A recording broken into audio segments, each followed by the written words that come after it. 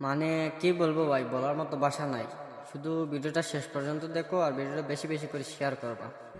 আমার কষ্টের কথা কই না, এডি বলছে কাকা আমি মানুষের হাতে পা ধরলেও বাসের মধ্যে উঠে পা ধরে ভিক্ষা চাই।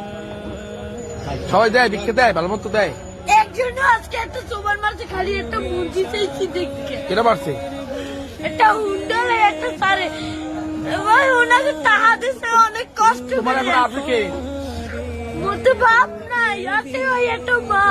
মায় ভালোবাসে তোমারে?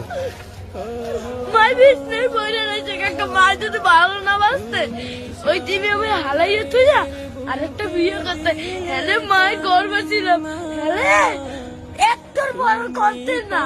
মায় ভালোবাসে, ঠিক আছে। তুমি মায়ের ভালোবাসো না?